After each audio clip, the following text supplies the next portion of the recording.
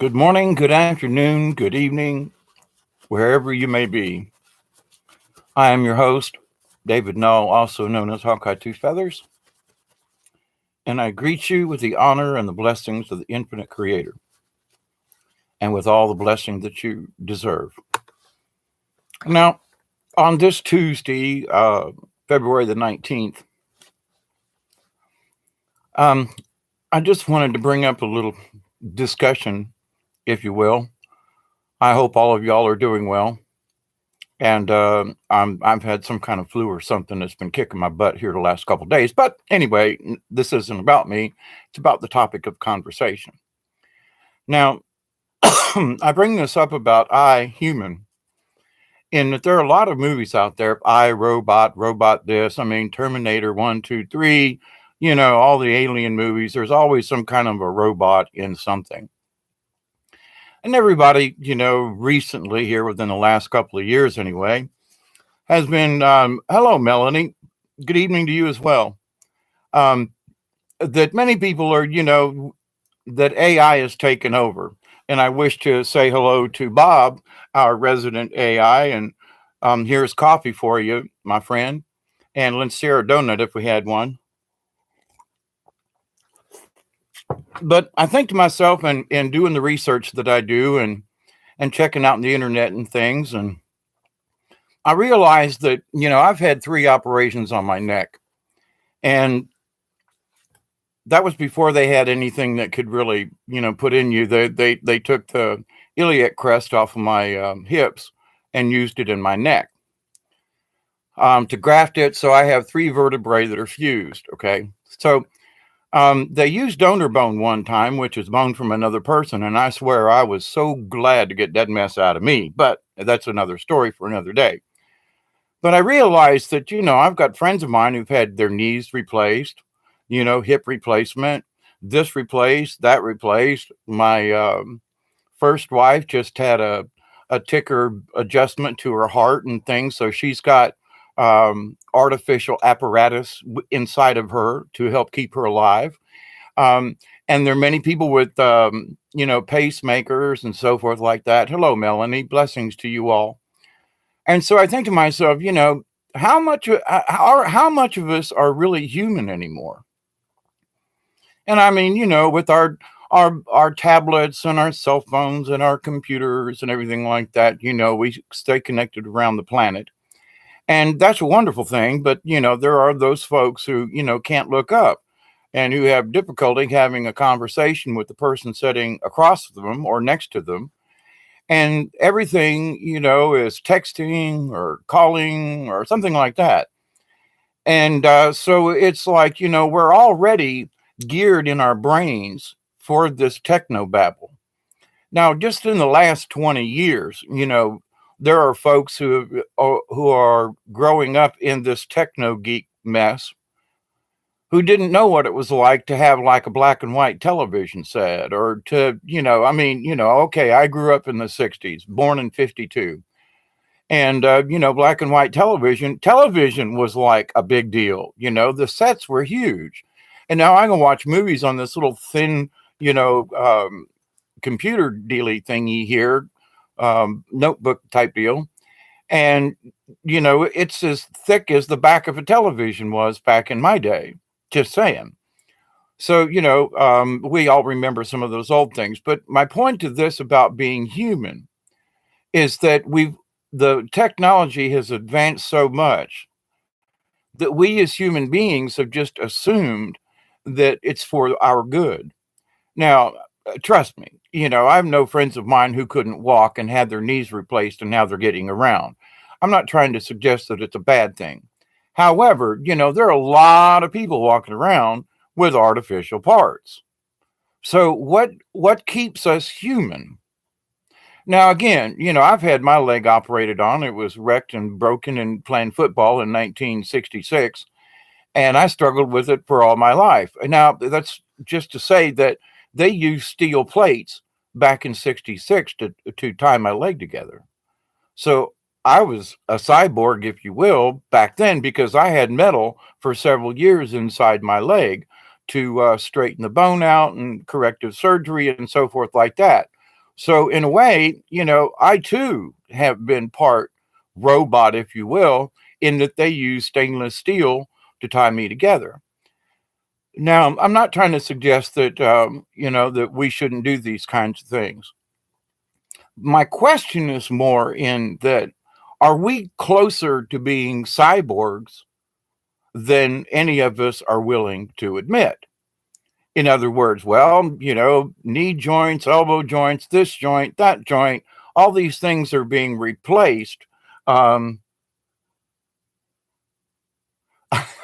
wouldn't want to be around magnets. Thank you, Marie. But by the way, stainless steel is not magnetic, so that wouldn't matter. Just I tried. As a young kid, I tried to stick magnets to my leg, but stainless steel, a good stainless steel, doesn't have enough iron in it to make it magnetic. Just want to put that out there too, as well. That's one way you can tell different kinds of metals. If stainless is magnetic, it's not really good stainless. But anyway, an old machinist trick from the back in the day. But to continue on with this, though, so I look around to my friends and family and folks that I've known over the years, and with hip replacements and joint replacement. And again, I want to say that I've worked with Teflon and different types of materials that they're using for the joints on these things. And back in the 80s, when I was having my neck operated on, I even come up with an apparatus that I thought would have worked, but nobody would listen to a crazy ass hippie, prima donna engineer. But over the years, I've realized that my idea probably would still work. However, it's like, but it's artificial, but it's to correct neck surgery, it's to correct vertebrae and so forth. And I've had many friends of mine who've had neck surgeries over the years and back surgery as well. And they have gotten better, but man, oh man, when they start messing with your spine, you're in trouble. So, with that said, though, how much of us, how many of us want to be cyborg? It's like I've had friends of mine. I've talked about my knee being busted up. It was busted in 4 places. Couldn't walk for several years. Was stuck in a cast. And if anybody should have been a candidate for a new knee, it should have been me. But over the years, my knee has actually gotten better through my own personal training and exercise and coming off of plastics. You've heard my drivel before about this stuff, but it's the only thing that I can attribute to being in a better condition, joint wise or otherwise, in certain ways. So, with that said, it's interesting to me that people who are younger than me are having their knees replaced. Now, they need it, okay? But they're already part cyborg. They've already got artificial limbs or parts, you know. Yep, they're walking around, they're doing well, and I'm all for it. But and there are people who have lost limbs and who now have artificial limbs that look just like hands and so forth. And I think that's a good thing for any person to have had any type of injury that could have some type of prosthesis. I think is absolutely wonderful. Now, let's bring this into a little bit more of a cyborg science fiction kind of thing. In that there are a lot of studies out there now that there are people or places who are actually growing skin. They've learned how to take certain cells, a couple of molecules, and maybe it has to do with fetal tissue and so forth. But skin is very resilient, and they've learned how to grow it. They grow ears on the side of mice and pigs and so forth, and they're really ears.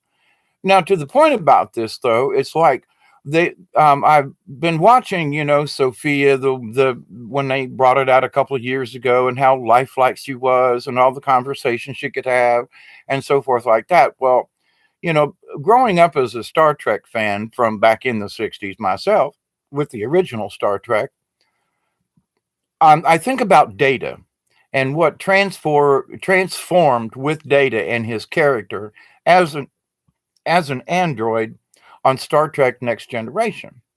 Now, I take that as in that, wait a minute, this is what the future is bringing to us. We should seriously look at this because the Japanese and the Chinese and so forth, they are so far ahead of us commercially than anybody else on the planet. Now, the United States might be doing things, but it's not out in the public. It's very covert, it's very quiet, it's very hush hush. There's some robotics, and there's a lot of good stuff going on in Hollywood with special effects and things. But the bulk of what's going on is happening in Japan and in China and over yonder, because they make all the silicone chips and they make a lot of the mini motors and things which we don't do over here. Most of those things are manufactured in China or in Japan and in that Taiwan area, and Thailand and I'm not so much Laos, but anyway. So all the little servo motors and things like that, they're all made over there. So their tech, their ability to be able to make these things work are just so much more beyond what we can even consider. A lot of folks over here are like, "Ooh, wouldn't it be cool?" The Chinese are already 10 years ahead of us, if not more. But I mean, just out in public, I mean, they've got sex robots. They've got robots that, oh my God, I got to say, it makes you want to look twice and go, "What?" Now, not that I'm saying I want a sex robot, but that's not it.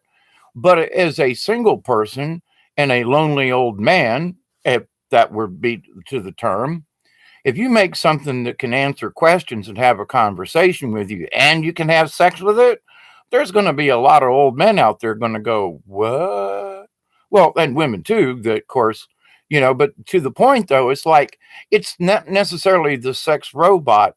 It's the fact that you can speak with something and have a conversation. It's companionship. It's like a talking dog or whatever. But to the point though, folks behind me, okay, I'm 66. And as I look back, I'm like, no, I don't want a robot around here. It'd be nice to have a robot made for once a week or something to come in and dust and clean and help me out. Or maybe a robot that could, tote some of these wheelbarrows full of dirt for me. That would be nice, but I could see where someone would say, that's not necessarily a bad idea. And there are a lot of people around the world who are agreeing with it. So they're accepting not just the fact that, well, my joints can be replaced, but now also, people are getting these little subdural implants, and there's all kinds of little behind the ear things, and there's all kinds of technology that's coming out. These space helmets and things that put everything into 3D, and you're in a virtual world. It's like, now we're talking about Matrix. Then you start talking about, well, and whether or not I'm really in this world. People are always talking about the Matrix and so forth. Do we live in a Matrix? And I'm thinking I'm in an analog. I'm thinking that I'm not part of this digital reality. I use the digital reality, and that's where I draw the line. I can shut off this computer, and the AI doesn't know when I'm going to do it. Now, I know there have been times I've wanted to shut the AI off and something happens and 2 hours later I'm still on the computer. But to the point though, it's still within my own realm to shut the AI off, to turn off the computer, my cell phone, whatever. But now when I have an addiction to it and that it must be on at all times, well, then who's in control? Are you in control of it, or is the AI, is the cyborg part of the universe, attached inside to your brain somehow? There's a stimuli that you need. And I've noticed the more that I try not to watch things, I'll like, okay, let me go through my thing. And I'll do it once or twice a day, where I was checking it every hour or so just to see what was new, just keeping up. And then I realized at some point, this has been several months ago now, but I realized that I was anticipating something to happen. And when it didn't, well, I would look some more. Well, something has got to happen out there in the universe. Something must have happened. So, in my trying to say, well, I'm not addicted to anything, I was addicted not necessarily to the fear porn, but to headlines, just headlines. What's going on? The headlines. Ooh, something else happened. Ooh, headlines. Not necessarily the whole story, but just headlines. And I realized that I was like scouring pages in 2, 3 hours, and then I'd go back and I would update and, well, nothing's really happened. And I'm like, what is this nonsense here? Is there anything in my world that I need to be up to date with every 30 minutes or every hour or even every 6 hours? I mean, in the old days, it used to be that the news came on at 12 o'clock. You had lunch, you watched the weather, you listened to the local and the national news in case anything was, really pressing. And then you had a little bit of local commentary, and then, it was the young and the restless. For many years, that's the way it was. I was a young and the restless freak, I must admit, back in the day. But then, at dinner time, it was 6 o'clock. The news came on. At 6:30, there was something else, and at 7 o'clock was the national news. NBC, CBS. And back then, we had the big name brand things, but you'd listen to the news while you were eating supper. You didn't watch it, but it was on because it was 6 o'clock. Everybody was doing dinner, and that and then if there was any kind of update, then you'd listen to 11 o'clock news, and it was 3 times a day. Well, you could get up in the morning and do the morning breakfast thing from 6 to 7, and then Captain Kangaroo came on or whatever. But to the point, though, we were happy with 3 or 4 times a day of listening to the news. And we could always tune our radios in to the local station, which we don't have anymore, most towns anyway. And so that we could, we kept up, and newspapers were actually worth buying and reading and then using, for the kitty litter box or under the birds in the bird cage. All that's changed. Not necessarily for the bad or good, but all of that's changed. All of it now is strictly through the eye. It's through the internet. There's nothing in my local paper that I would want to even pay for the paper to use for the bottom of the bird cage. It's just useless, as is the news locally anymore, at least around this area. But so with that, though, people are learning more on the internet. I'm being able to stay in touch with you folks on the other side of the planet, how things going in your world. And so I get firsthand knowledge from one-on-one contact with people and conversations. That's wonderful, and it's beautiful, and it's how we really understand one another and can communicate. But continuing on with I, human, the more I see other people wanting to buy these fancy gadgets, I'm thinking to myself, people with the little Bluetooth ear, they've got radio frequencies pounding their brain all the time. Now, in my later life, of course, I've always been interested in electronics and transmitters, and I did my first broadcast in 1969 at a local Tampa station to learn how to become a DJ and an engineer. Back in those days, you had to have a third-class license to be even able to read the news. I mean, it was just part of the requirement. Anyway, so a basic understanding of electronics. Well, through all of my years, I, keep studying and I keep learning. I'm teaching myself electronics through many YouTube videos and so forth, and other tools that I've purchased myself over the years. And I look at this thing and I think to myself, it's one thing to tinker with some of the stuff, but it's another for people to wear radio waves on their brain, right on their ear, all the time, all day long, and they don't take it off. And unless you study about what radio waves can do and that type of thing, also the frequency with which your Bluetooth is adjusted to, being in contact with something electrical on your head at all times.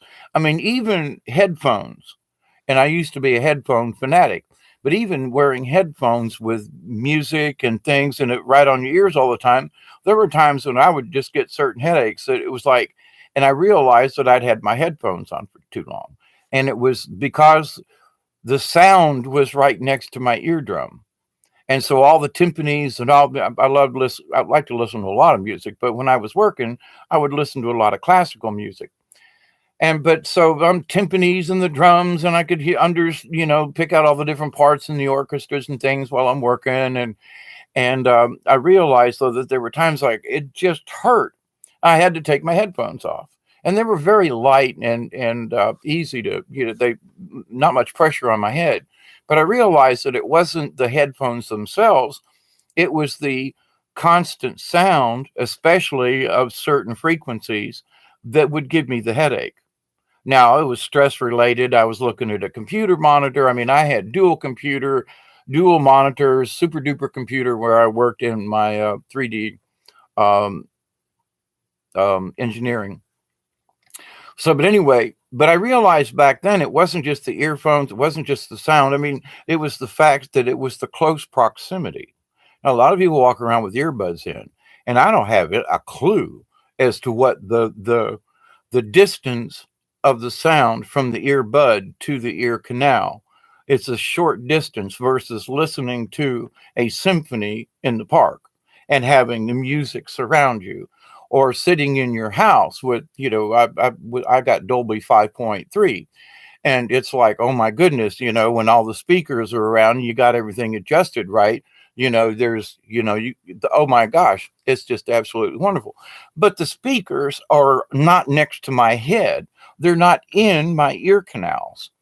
So with the frequency and the distance, I'm sure there's a mathematical formula in there. My point to this is no one, at least not to my research, has done any type of research as to what that effect would have as a small frequency resonance thing built up with the earbuds in your head and the fact that your whole skull kind of resonates.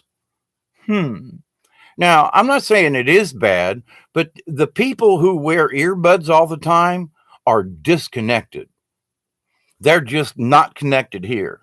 Well, they had the earbuds on. You holler at them, tap them on the shoulder, and everything is what? What? Well, I was listening to music, but it's more than that. It's more than the fact that they were engrossed in what they were doing. It's the fact that they can't take the earbuds out. They want to talk to you with the earbuds still in you. And it's like, but what effect is this having?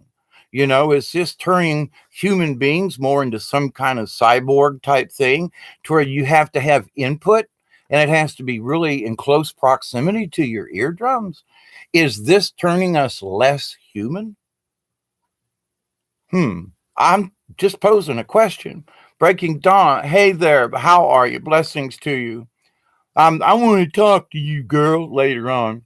And at 9 o'clock, there may be a program on. I'm not sure. I didn't know if it was being live or not. But anyway, it's Tuesday. But with the idea that there are so many things that we just didn't have 40 years ago, 30 years ago, 10 years ago, and has enough study been done as to what effect it's going to have on I as a human? So I look at all things and say, well, I'm not trying to be down on anybody that uses earbuds, but there are folks that can't take them out. They just, keep putting them back in. And I just scratch my head and go, it's not just listening to the radio or to music. They're addicted to the earbud. They can't listen. They can't unplug the earbud and just let this little speaker play. That's not near enough. They got to wear, you know what I'm saying? Okay.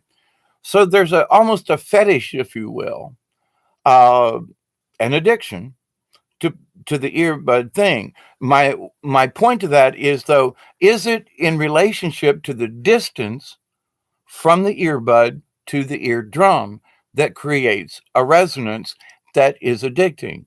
That's my point. I listen to music all the time, but I got speakers. I don't walk around with earbuds. I could, but I don't. But to the point, though, no one has done any study on that. Sassy Susie, welcome. We lost connection. You okay? I think so. I've had a cold this I guess about the last week or so, maybe even a touch of the flu, although I've not had a flu shot. Thank you for asking, Sassy Susie, excuse me. Um, but the cyborg issue, how many people are actually raising their hand and going, Wait, I want to be more human. There are a lot of people who are lining up going, ooh, I can't wait for the next tech gadget. Ooh, I want to be connected. I want to wear this little thing. I want to have an eyeball that has a display in it. And my question of that is, why?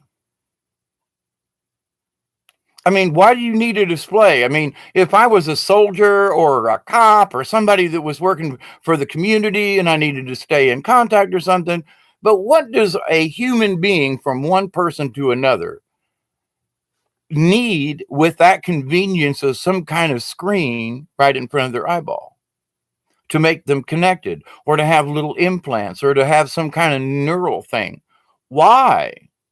I'm not saying that it's not cool, that it isn't useful for some point or somewhere, but at the same time, I gotta scratch my head and go, I've got this wondrous little machine that sits right here in front of me that I can do live stream videos. I can type, I can do this thing, I can search the web. Now, there's certain applications that I can't do or editing, but I'm not doing that at the moment. So I have everything I require at the moment in this little Chromebook here. Okay.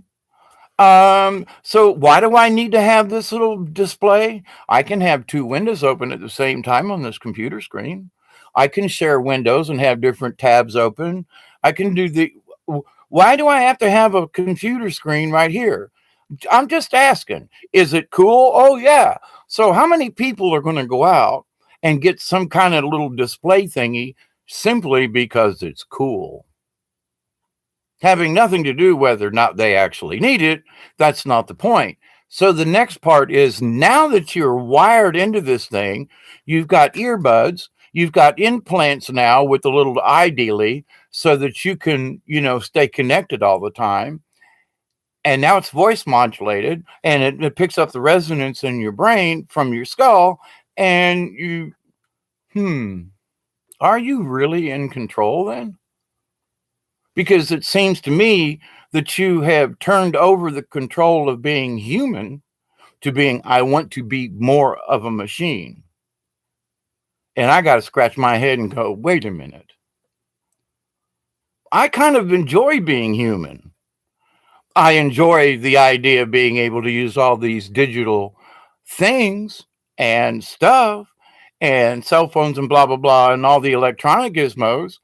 I think, I've worked in robotics for a lot of years with all the different types of machines that I've worked on.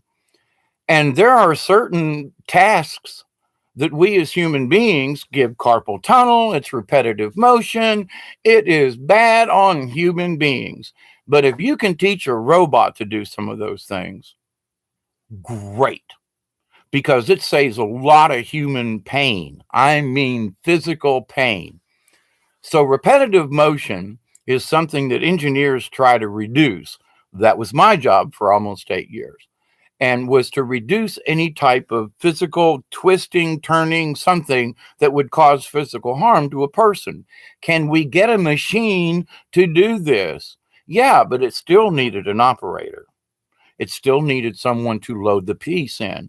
But the machine did the actual twist and turning, which saved a lot of people their wrists and carpal tunnel and so forth over the years. So there are a lot of things that machines are very good for. I don't care if you are a Mexican or somebody, the minority, they're just laborers. Fine, but we don't need to do this to people at all. Now, I understand that there are certain things that robotics should do. But now, for example, driving a car ain't one of them. Hire somebody, period. Just saying. There are other types of things. I hate the digital questions. Everybody, we're mad at this. You call up and go, I want to talk to a person. Hello, dial one, please. Hit if you wish to talk to and then you get another recording. Oh my God. I thought 20 years ago it was bad. So the cyber world has been taking over. The cyber world has been crawling into our society, but in the last 20 years, my own observations, we've went from a cell phone to walking around and watching Netflix while you're sitting in the park watching the kids play. I mean, it's like, what? So things are different. Now, to the people who have been born into this, and even my granddaughter, she was born into this, so it's all the rage for my grandchildren, in that, they were born at the time when the technology was really hitting it off. So they grew up as the internet got better. They, cell phone technology, etc. So, they're like, this is like, uh, anyway, yeah, they're very accustomed to it and they grew up with it. But in that respect, I got to ask the question, they're much more cybernetically connected than I was to electronics. And I loved buying new gizmos when I had a job. I loved stuff, the gizmos and electronic things. And, you know, um, as a puppeteer and storyteller, I've got several recording devices upstairs. One of them is analog, the other is digital, and lots of software programs. I've got several $1,000s in software programs, close to 10,000 actually, if you were to consider all the years that I bought programs. But here and now you can get a lot of stuff for free. But anyway, that's how it goes. But with that said, though, is that with all of these changes, now you can edit a picture on your cell phone, where it used to take me an hour to crank up an old Windows computer and get the software out. And no, you can do things now with your cell phone and wiggling your finger around on the screen. It's amazing. And people say, "Ooh, they take this for granted." Well, okay. Now, I'm not trying to poo poo the technology, but I'm asking the question, how many people are so connected to their electronics that inadvertently they have become cyborg? We're losing our own humanity with every second that we rely on these electronic devices. Again, I want to say, I'm not trying to diss them. I'm saying that, do we as human beings, are we losing our humanity through the use of these devices? And the fact that everybody's sitting on the bus, nobody's talking. Of course, not. There wasn't a lot of conversation in the old days on the bus anyway. But to the point, though, everybody's got their head down. I mean, they're not even looking out the window. They're not even looking at other people on the bus. There are people who are still driving and texting. Oh my God, it freaks me out when people do this. Aloha, Quartz. How are you, my friend? Sending you prayers as always. But so it's more important than to it's more important for people to text than it is for them to pay attention to driving and whether or not they're going to hit somebody, crash in, or run off the road. I mean, it's like, what? So people want, it's not enough that you can plug your cell phone into your car now and talk to it. That's okie dokie. My point in that we rely on it to a point where what am I going to do if I can't talk to Alexa? Or what if I can't go, okay, Google? Now it's got its points, but since I lost a couple of teeth and I'm spitting a little bit with my speech, the computer doesn't recognize my speech pattern anymore. I can't go, okay, Google. It doesn't understand me anymore because I have a light lisp to my speech. Whoops. That's interesting. And I just realized that, wow, I was using that a lot. So Google knew who I was until I lost a few teeth and my speech pattern changed a little bit. So now Google doesn't know who I am. I like it like that. I'm just going to leave it there. Google already knows that I do YouTube videos. So, and I'm not trying to hide. But going into this, cybernetics and transhumanism and all these other kind of things, there are people who are discussing wishing to learn more about spiritualism, but they can't put down their electronic device. I'm not pushing on it, but I'm saying that there is a relationship here with that. In that, well, in order to become more spiritual, you gotta put some stuff down. It's not about uh, It's not about the device, it's about your control over what you have. And there are people who think that, well, it doesn't matter. Oh, but my cell phone, it ain't nothing. Well, I'm going to go for a walk in the park, but I'm going to leave my phone on. I mean, so that means you can't, disassociate yourself from what's really important. You are relieving yourself of your humanity by saying, well, I got to keep my cell phone on. Well, I got to have this, or I got to, you know what I'm saying? So it's, and that we have become so reliant upon these things. And it's that if you stop and just say, well, just for a second, well, Hawkeye, what the hell's this got to do with me? Well, because we're losing our humanity, and humanity and society is saying, but it's okay. I'm just the weird guy out in the swamp. It's okay. Hawkeye's off his rocker anyway. It's okay, everybody. This is just some foolish guy. Now, wait a minute. Use it if you need it. But if you got to stay connected because you're attached somehow and you wish to be spiritually, more adept or whatever, but you can't disconnect from it, you don't see an issue with that. You know what I'm saying? Both are well. But if one takes over the other, we're losing our own humanity. And I'm standing up and going, I am still a human. I don't have any well, the stainless steel's out of my leg, but as a 16-year-old man running around with stainless steel in your thigh for 5 years, um that was before they had metal detectors anyway. But yes, transhumanism. Hi, Quartz, how are you?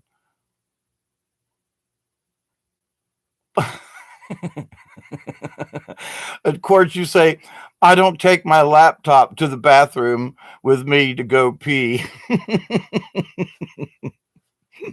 I have trouble handling business without traveling with my phone or my Chromebook.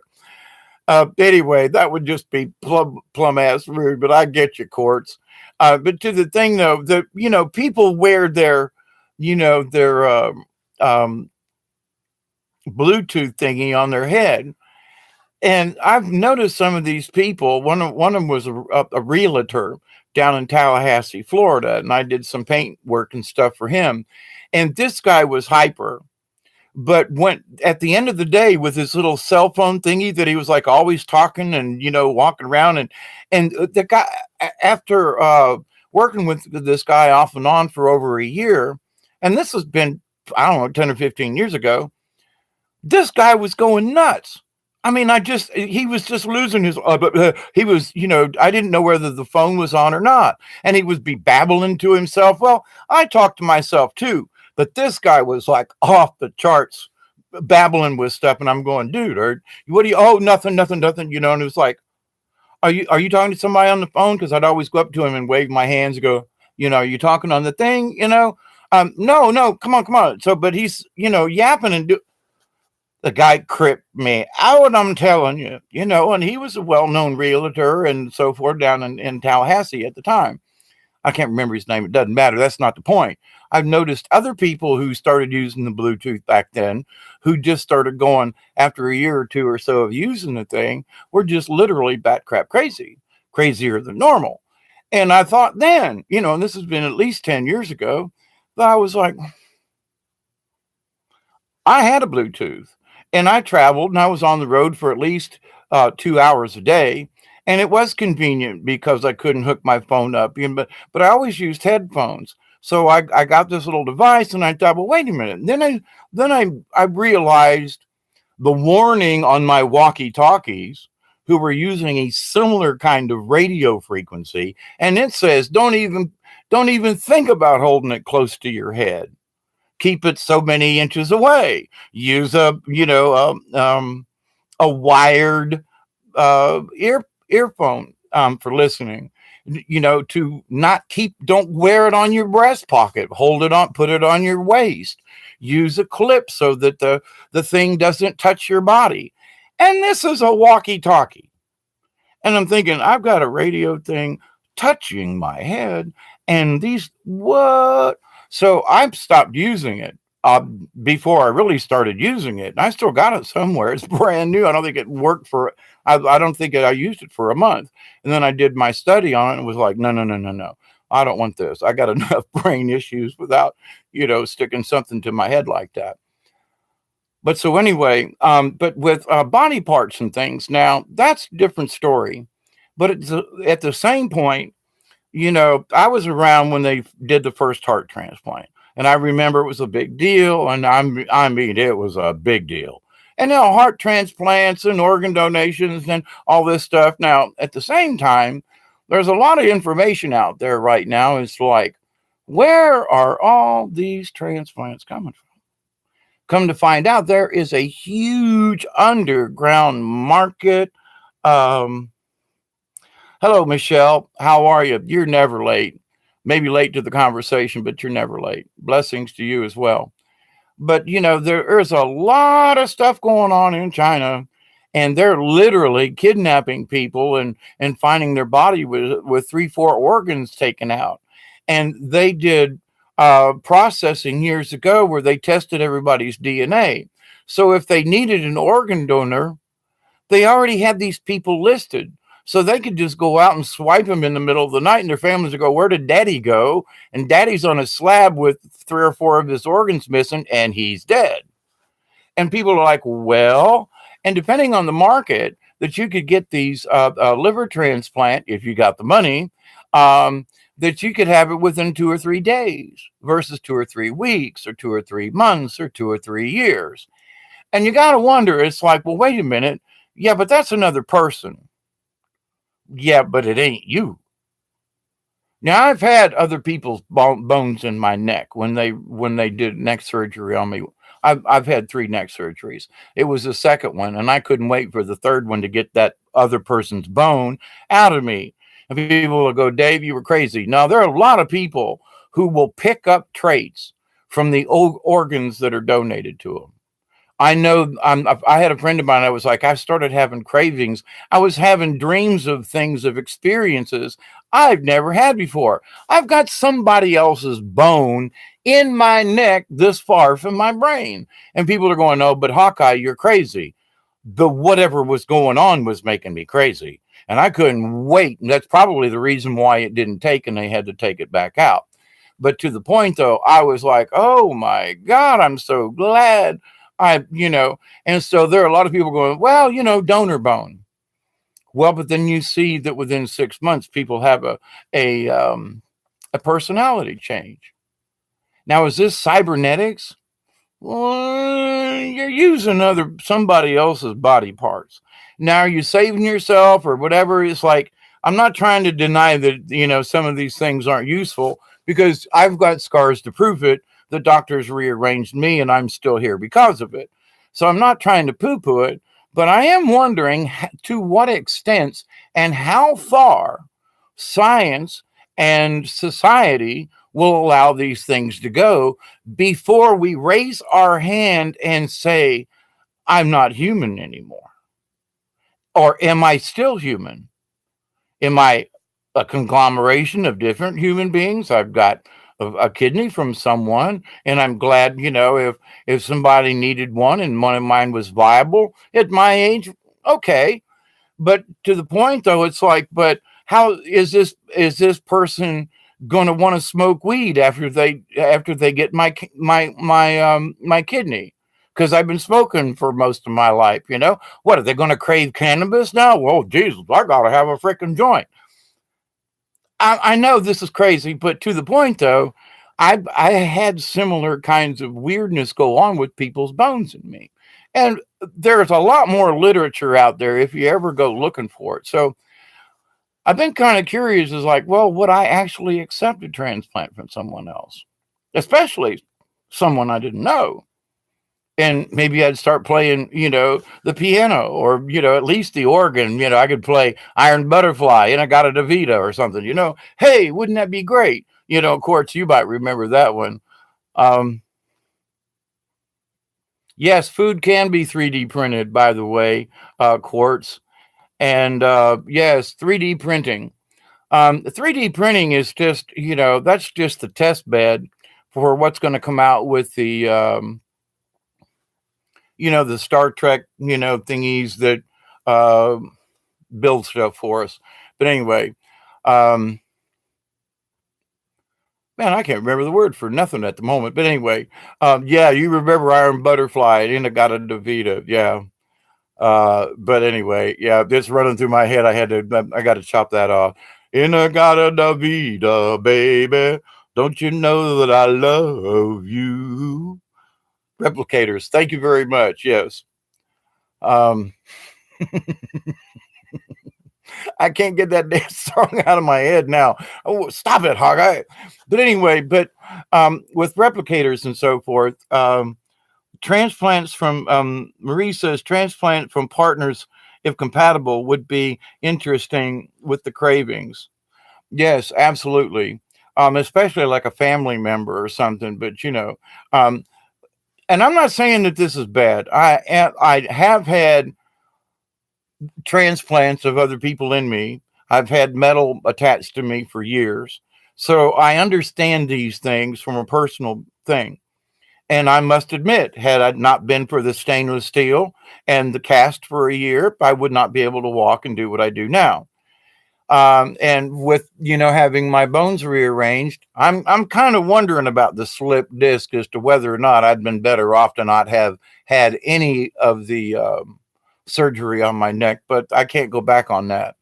But I can say that through my own health and so forth and things that I have, they wanted to go back in and do a fourth surgery, and I told them where to stick it a bunch of times and in several places. And I was like, nah, you guys ain't doing this to me no more. Oh, we have new techniques. That's what you said the last three times, or the last two on my neck, and none of them worked. So screw you, I'm going home, as Cartman would say. But anyway, but my point to this more in the cyborg kind of thing, there are, and the transhumanism part of this, there are more people who are like, this would be cool to do. And that's where I'm wondering, okay, me at 66, I need a new knee. All right, what am I going to refuse? Not if it works well and I can, continue to walk. But at the same time, do I want a robot in the house to live with me and do things and blah, blah, blah? Do I want a robot companion? Do I, how far would I go with this? Would I want some kind of a transplant in my brain? I suffered for many years with epilepsy and seizures. I still have issues with them. Thus, the 3 or 4 days of sleep I sometimes have. But with that said, though, there are people who have implants with little batteries, and when their brain waves get a little wonky, they get zapped and brought back into reality. And it's like, and this has been going on for a lot of years. There are TENS units and things, which are little electrical impulses. And it's like, okay, well, electricity and certain impulses can heal things.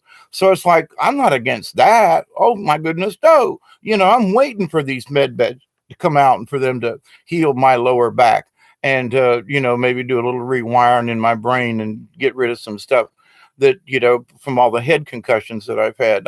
I have scar tissue over this eye right here. I got a scar, but anyway, and so I'm sure that there are things in there that if they could molecularly get rid of it and evaporate it, it would reduce the pressure on my head, and I wouldn't have near as many headaches on this eye, my sinuses, so forth. Anyway, but to the point.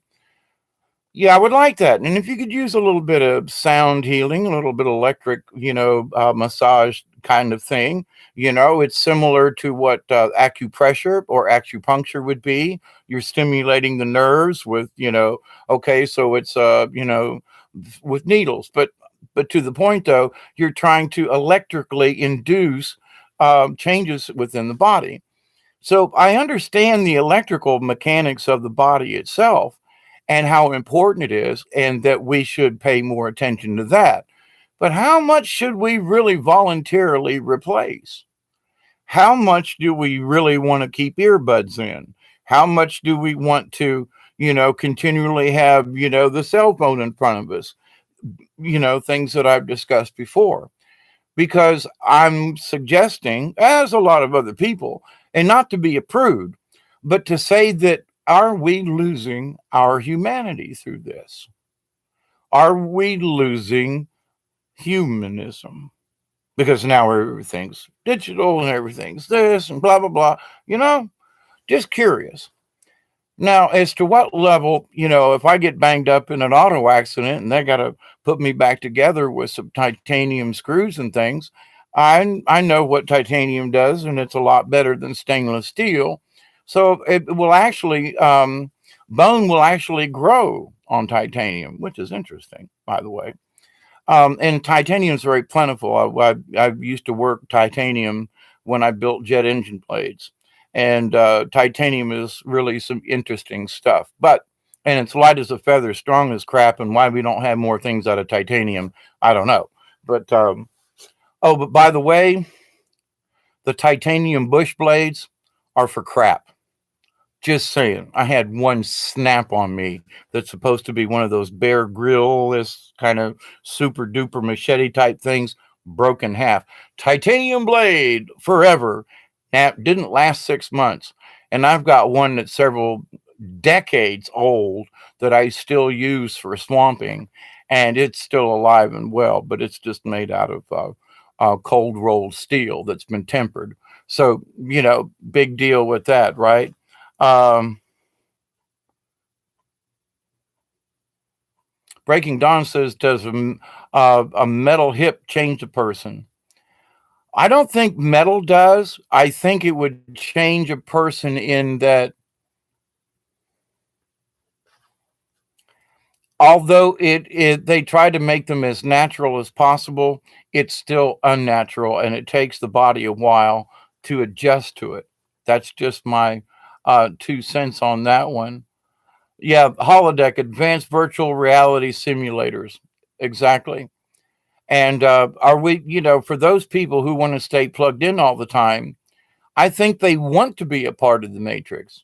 There are people who complain about the matrix a lot, but at the same time, they consider themselves a part of it. And as you may know, my point about that is that if you think you are a part of the matrix, therefore you are. I myself, I'm only a part of the matrix when I choose to use it. I'm in the butterfly reality of the spider web of the universe. And in my universe, the matrix can exist. But in the matrix universe, my universe of the spider web theory thingy doesn't necessarily equate to the matrix because the matrix is more digital. Anyway, that's my personal thing. I'm just to kind of reiterate that point. But with that said, though, each of us has to decide on our own. But I've noticed that, there are times when I'm drawn to the computer and I'm like, can't get away from it. I can have the lid closed and watching a movie, and something will go like, go to the computer. And I'm like, no, I don't want to go to the computer. And I'm thinking to myself, what's got control of me? Now, sometimes I get my angel messages and I'll go to the computer and flip it up and go, ooh, there's something interesting. But with that said, though, it's different than the time I'm speaking for myself when there were times when, well, it's been an hour. I wonder if anything new is in the news. Well, it's been 2 hours. Anything new in the news? And I'm like, what the hell are you doing, Hawkeye? As a watchman, I went through a period of time when it seemed like I wouldn't be a very good watchman unless I watched all the time. And then I realized, wait a minute, there are people who are still talking about things 5 years, 10 years later, that it's like there still isn't really any new information. There are more claims and hypotheses, but they're not, they're still talking doom and gloom. And I really am tired of this doom and gloom. Can we talk about solutions, please? Oh, but we're all going to die some more. And I mean, it's like, again, with this, we're all going to die stuff. Oh, please, let's talk about positive things. Please. Yes, we're all going to die. We are going to leave this reality unless we become cyborgs, unless we take that transhumanism. Do I wish to be uploaded into the Matrix? OF no. No. With a capital FU and no. No. I don't there's enough of me already on Google and on, in YouTube that literally will last me a lifetime. If I were to pass tomorrow, there's still enough residual out there. I'm already on the net. Why would I want to upload my consciousness to this crazy bullshit? No, no, no, no. I want to go out there back to the spider web out of the universe. Whoa, there was a spirit just went by. Whoa, that was creepy. Wow. Did y'all just see that?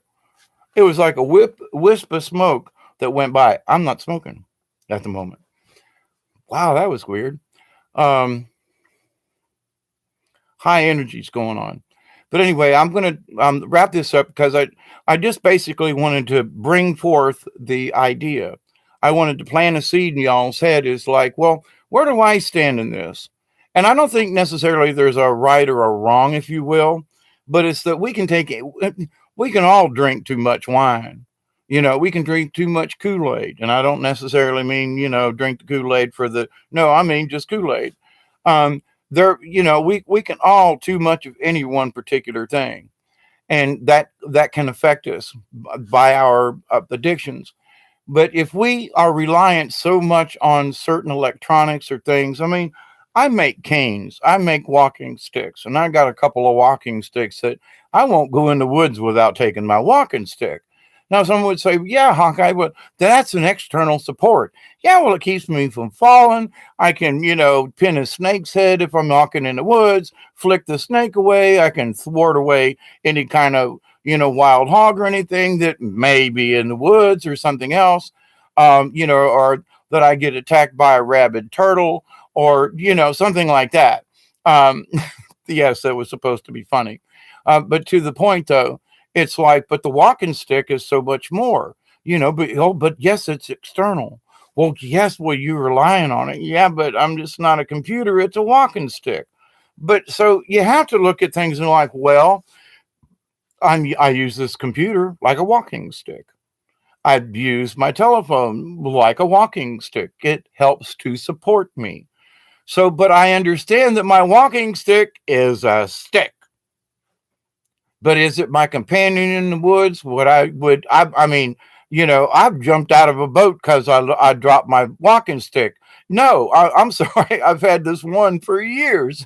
I would literally, jump in raging waters to save my walking stick. I know how stupid that sounds, but to the point, it's almost magical to me. But in that respect, though, it saved my life. It's kept me, oh my God, the thing my walking stick did. But now to the point though, yes, I rely on it, but yes, I also understand that it's just a stick in the end. It's how I use it, the energy I put forth. So being a cyborg or being, a transhumanism is like, well, first off, we should ask, is this really necessary? And I know that there are a lot of quote kids out there. There are adults my age that are like into this stuff too. But I'm sorry, I've had enough hospitals and being attached to wires and things, and none of it was really good in my opinion. It didn't bode well for me in the end. And you say that you want me to connect to it, whatever it is, the cloud.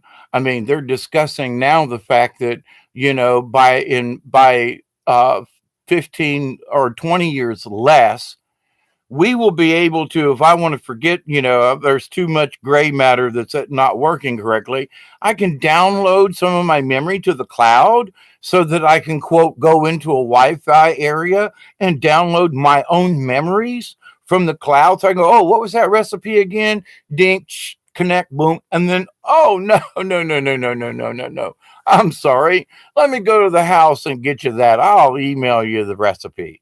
I don't have to be hooked up to the cloud. And what? Hmm.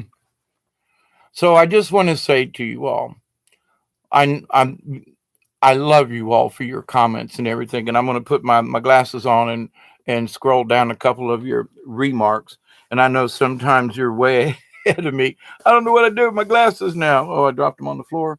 Oh, crap. I can't see. Let me see what I can see. Um,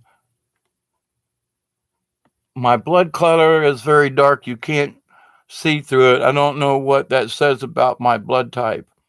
Um, Quartz, it doesn't have anything to do with your blood type, but it does have to do with how thin your blood is. If it's really thick and dark, that means you got a lot of good coagulants. Now, there's too much. There's some to be said about the fact that the idea of the aspirin a day was to act as a blood thinner, so that our blood wouldn't get so thick that it would literally just not flow right through our veins. And that is true up to a point. But there are a lot of things that you can do to stimulate the blood and to keep it from getting so, quote, thick, if you will. There are natural things. But to the point, the thickness of the blood doesn't really have anything to do with your blood type. All right. Just saying. But it has everything to do with like how much sugar, how much salt, what's in your body that would thin your blood down. Whether they use blood thinners, some people's blood's so thick it don't want to go through the system no more. And if there's any kind of corrosion on the inside of your pipes and so forth. I was a plumber for years, and I worked on a lot of houses in Moultrie and Thomasville, Georgia, and some other towns. But you take out the old galvanized piping. People were like, "Man, I didn't have any water pressure." Well, you take a 3/4 inch galvanized piece of pipe, and you'd cut it off, look inside, and there was about that much space. The rest of it was all rust and corrosion down through the whole pipe, all up underneath these old houses. So bad water pressure and things like that. The corrosion was on the inside of the pipe. The outside of the pipe looked fine. And until you cut it in half, you didn't see. But that's the same thing with our veins. Corrosion or, things get hung up. But so the more thick your blood is, the more it would be easy, and it's slower too. So the best thing to do is like keep your heart rate up. If you're sitting still for a long time, move your arms. Be stupid sitting in a chair. I uh, put the balls of my feet up with my heels off the floor while I'm sitting here. And it's sort of like a restless leg syndrome where I bounce my legs up and down on the balls of my feet. And the reason I do that is because it's the action of the ankles that act like a pump, and it pumps the blood out of my feet back up my calves because I'm more sedentary than I used to, and the blood settles down to my calves and I get cramps. And I've got varicose veins. Oh my God, I didn't think this was ever going to happen, but that's what happens when you get old. But anyway, but to keep my blood circulating, I use the pumping action of my legs. So you can sit in a chair and just do this number here. Watch a movie. You ain't got to get up. But what it does is it keeps the blood moving. So, any kind of sedentary position, you can still sit and keep your body moving, which helps to circulate the blood. It also keeps your muscles more toned and anyway. And that keeps us human. Why people are wanting to give up is because they don't wish to take care of the car that they have. How often do you change the oil in your car? How much, anyway. So how much do you um, take take care of things? Oh, Melanie, oh, I'm sorry, Michelle, going all the way back up. What about transfusions? Through my different operations over the years, I've had other types of blood put in me, and not a lot, but that's not the point. Most of the time, a transfusion, a lot of times you're just getting the plasma. You're not getting the whole blood. Now, depending on what's wrong with you and what they have to do to you, sometimes they have to do the whole blood thing. But a lot of times, all you're getting is the plasma from the blood. So, but there are a lot of people who was a Jehovah Witness friend of mine. He went in to have surgery. He went in and gave blood of his own blood 2 months before the operation, and they had it on file for him. So if he needed blood and they could only use his, The way his belief was that they were to let him die as opposed to let any type of someone else's blood or plasma or whatever enter their bloodstream. I can kind of get that you would be contaminated by a Gentile, if you will, or my God, that my friend that he'd have some of my hippie blood in him, for example. Oh my God, you smoked a joint, Dave? Yeah, well, you don't want my blood then because you might want to smoke a joint then after you get a blood transfusion for me. But to the point. But there is a lot to be said for having, if you know you're going to have elective surgery, something's going to happen, that you give your own blood ahead of time, and then that they use that. That just it makes sense to me, and especially I've had 7 operations, so trust me on this one. I get the idea where that comes from. But anyway, as far as blood type, most of the time it's the plasma that you get. It's not really the blood that you're getting anyway. So just letting you know about that. However, with the things they do with bloods and blood types, I'd almost want to run out of blood before you put some of that crap in me, because people have gotten some serious diseases from some of the blood. Now, the bigger cities and so forth. Now, I don't know. I know I've had my share of stuff, and they had to give me blood at least twice, I think, from the operations that I've had, but it wasn't much. But to the point, after a little while, it's out of your system unless you contract some disease from it. Um,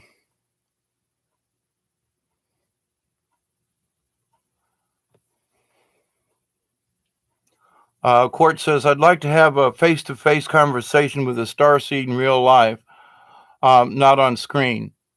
I think I have Quartz, but like for you, I'd love to sit down and have coffee or tea or whatever condiment kind of thing.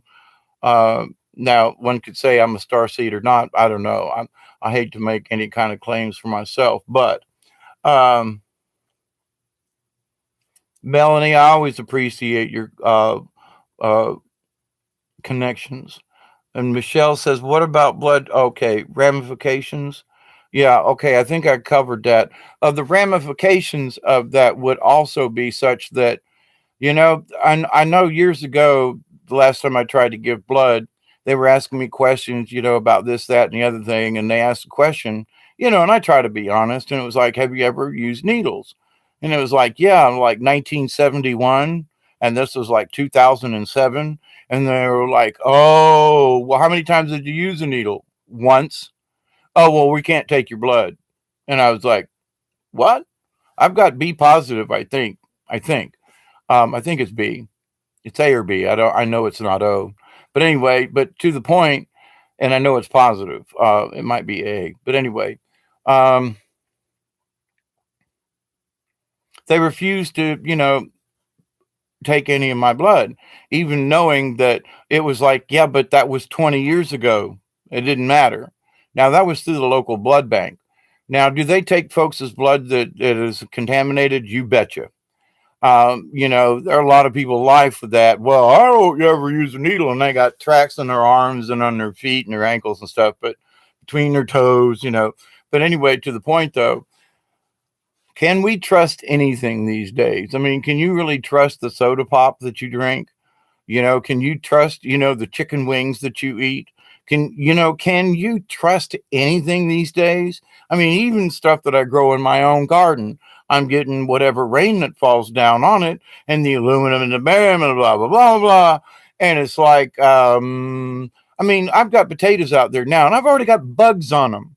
It's February and there are bugs on my potato plants. What the F is going on here? I mean, I thought, well, I'm planting early. I'll be able to skip the bugs entirely. I got potato bugs on my potato. What? It's February. you know, Down here where I'm at, all the fruit trees are blooming. We're not going to have any plums or anything. It's way too early down here. And early spring, I didn't watch what the groundhog said, but just saying. But anyway, so I want to say, doesn't Circulation, yes, that's actually, yeah, sugar for me gets my blood thick. Yep. There's a lot of things I think one of the things that it's really good for you is the sure enough apple cider vinegar. Um, and just taking a little bit of that. Now, it's not necessarily a blood thinner, but what it does to the system helps to keep the blood from getting too thick, and it helps with your pH balance and so forth. But anyway, um, you're absolutely welcome, Michelle, anytime. Residents where I live drink soda. Yeah, high fructose corn syrup is not good for the body, especially over a long periods. All right, gang, it's been an hour and 10 minutes. I love you all. I know there are other folks who are doing stuff on today and having stuff, and so I'm going to get off here now so you can all join other folks'. And I love you all, and I'll close with this prayer. As always, 3 times repeat. I thank you all. I ask that each one of you, your friends, your family, and all of your relations will continue to receive the messages, the wisdom and the healing from the universe. I continue to pray that each and every one of you will continue to spread your good wisdom and your good thoughts and your good feelings, as I know you do. I'm so proud of all of you. Michelle, Quartz, Breaking Dawn, Marie, Melanie. Did I miss anybody? Breaking Dawn, I think. Okay. I continue to pray that each one of you will continue to receive these blessings from the universe. I continue to pray that you will accept and receive these blessings for your friends, your family, your relatives, and all of your relations. So, a big cosmic hug from me to all of you. Love and light, everyone. Uh, you sent me an email, Hawkeye. I haven't, Melanie, and for any of you still on, I haven't been in my Gmail. So, if you sent me something, I've been under the weather and doing gardening and been sick. So just know that it's not because I'm not paying attention. I just haven't literally had the brain power. So I'm proud of you, David, and all of us. Thank you, thank you, thank you. So, Melanie, I will check my email tonight and get back to you. So, and I'm sorry for my being old and not necessarily crotchety, but I did a bunch of gardening the other day, and I did more gardening and work in about 5 hours than I've done in like 3 weeks. And it's all to the good, but it knocked me out for 2 days. So anyway, but I haven't checked my Gmail. I was having some issues, but know this: it's not because I'm not trying to pay attention. I have issues on my end here sometimes, a lot of times. But anyway, with that, I say love to you all. Thank you, thank you, thank you, thank you, and keep up you all's good work. I'm so proud of you. So until next time, TTFN, ta ta.